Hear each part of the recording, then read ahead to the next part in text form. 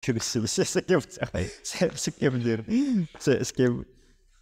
Skip ae go, ora cetha yo. Malah men lek. C'était total.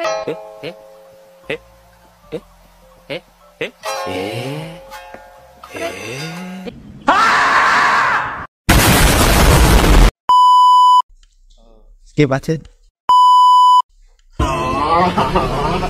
Skip.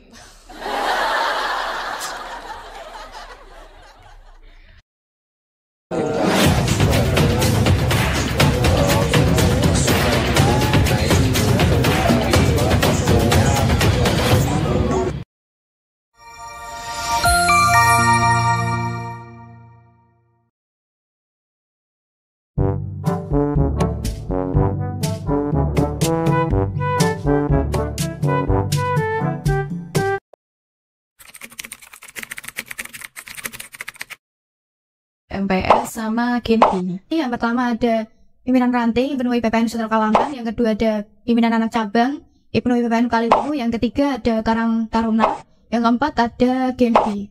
Bima Fakultas Dakwah Komunikasi Islam, UKM juga, Cikia serta Bank Indonesia, karena ada program sendiri dari beasiswa itu tidak organisasi sih, cuma komunitas tapi ada strukturnya seperti organisasi. Kegiatan Racana yang notabene pramuka di Yayan Lubus. Ya kalau di MPS ketua divisi, kalau Genpi sekretaris sosling, sosial lingkungan. Kalau untuk pimpinan ranting saya menjadi ketua IPPNU, untuk pimpinan anak cabang saya menjadi koordinator departemen organisasi, dan untuk Karang Taruna saya menjadi bendahara. Untuk Genpi karena baru awal masuk, jadi belum dibuat struktur, saya di divisi public relation. Untuk di Dema saya menjabat sebagai Kominfo, jadi lebih ke bidang informasi, terutama media sosialnya. Organisasi lain juga begitu sih. Skip. Menurut saya sih enggak, soalnya kan skill, walaupun kita nggak punya skill, kalau masuk organisasi ketemu banyak orang, nah kita bisa ngasah di situ, di skill kita. Enggak ya, karena tujuan saya dari awal dan tujuan dari organisasi itu untuk mengasah skill. Sebenarnya sih enggak, tapi minimal punya skill dasar lah untuk mengikuti organisasi tersebut. Untuk skill itu mengikuti organisasi yang berjalan. Pasti ketika kita pertama ikut pasti nggak punya skill, nggak punya kemampuan, dan di kegiatan yang kita ikuti pasti kita mendapatkan skill atau kemampuan yang ada di dalam diri kita sendiri itu. Enggak sih, kalau organisasi biasanya itu habis kuliah, kalau enggak ya pas weekend. Kalau dari saya memiliki prinsip jangan sampai organisasi mengganggu kuliah saya, begitu juga kuliah saya jangan sampai mengganggu organisasi saya. Bisa mengganggu, tapi lebih ke prioritas. Jika di posisi ada acara yang lebih diutamakan posisi saya lebih mengutamakan tersebut. Tapi mungkin jika enggak, seperti rapat biasa atau acara yang mungkin ada orang banyak, saya enggak mengikutinya.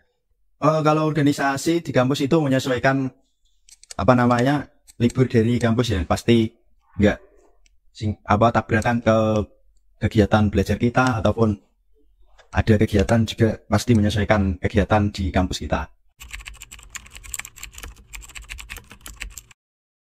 Untuk yang ketiga, organisasi, saya diajak. Jadi awalnya saya iseng, awalnya saya terpaksa, terbiasa, bisa, terus suka. Yang pertama memang ada minat dan bakat, dan ada dasar lah untuk mengikutinya. Kemudian agar bisa menambah skill, ada pelatihan juga, bisa menambah teman yang sesuai dengan sefrekuensi, bisa dibilang seperti itu.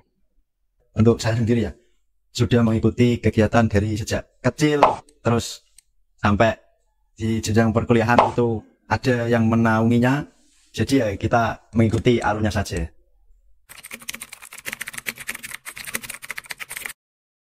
Mungkin ada, yang pertama ada, biasanya itu yang paling sering miskom, yang kedua kurang matangnya konsep. Ya, untuk masalah pertama mungkin kurang menghargai waktu atau kurang tepat waktu, kemudian miskomunikasi, dan kurangnya rasa tanggung jawab atas job desk yang sudah diberikan. Problem pasti ada lah setiap organisasi.